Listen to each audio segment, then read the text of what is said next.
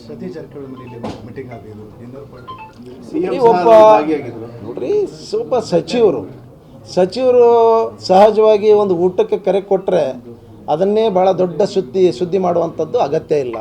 ಅದರಲ್ಲೇನು ಸುಮ್ಮನೆ ಅದನ್ನು ಯಾವುದು ಆ ಥರ ಇರ್ಬೋದು ಈ ಥರ ಇರ್ಬೋದು ಅನ್ನುವಂಥದ್ದೆಲ್ಲ ಕೂಡ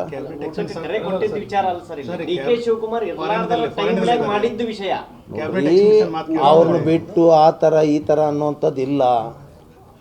ಏನೋ ಕ್ಯಾಬಿನೆಟ್ ಆಗಿರ್ತೈತಿ, ನಮ್ಮ ಮನೆಗೆ ಊಟಕ್ಕೆ ಬರ್ರಿ ಅಂದಿರ್ತಾರೆ, ಅಲ್ಲಿ ಬಂದವರು ಅವರೆಲ್ಲ ಊಟಕ್ಕೆ ಕೂಡಿರ್ತಾರೆ.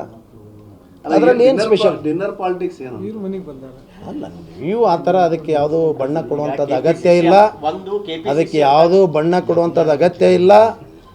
ಇದು ಸಹಜವಾಗಿ ಕ್ಯಾಬಿನೆಟ್ ಮುಗಿದ ಮೇಲೆ ಒಂದು ಊಟಕ್ಕೆ ಕರೆದಂಥದ್ದು, ಕರೆ ಕೊಟ್ಟಂಥದ್ದು, ಆ ಊಟಕ್ಕೆ ಅವರು ಬಂದಿದ್ರು ಅಷ್ಟೇ. ಅಧ್ಯಕ್ಷರ ಬದಲಾವಣೆ ಆಗತ್ತಾ ನಮ್ಮ ತಂಡದವರ ಆಗಲಿ ನೋಡ್ರಿ, ಯಾವುದು ಬದಲಾವಣೆ, ಯಾವುದು ಚರ್ಚೆಗಳು ಯಾವುದೂ ಕೂಡ ಆಗಿಲ್ಲ.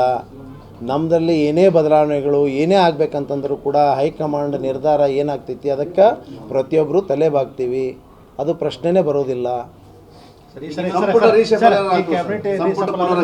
ನೀವು ಆಕಾಂಕ್ಷಿಗಳಂತ ಸಚಿವ ನೋಡ್ರಿ, ಈಗ ಪ್ರತಿಯೊಬ್ಬರಿಗೂ ಆಸೆ ಆಕಾಂಕ್ಷೆಗಳು ಎಲ್ಲರಿಗೂ ಕೂಡ ಇರ್ತದೆ. ನಾನು ಕೂಡ ಒಬ್ಬ ಆಕಾಂಕ್ಷಿ ಅನ್ನೋದರಲ್ಲಿ ಎರಡು ಮಾತಿಲ್ಲ.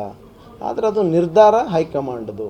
ಹೈಕಮಾಂಡ್ ಯಾವ ರೀತಿ ನಿರ್ಧಾರ ತೆಗೆದುಕೊಳ್ತದೆ ಅದಕ್ಕೆ ನಾವು ತಲೆ ಬಾಗ್ತೀವಿ.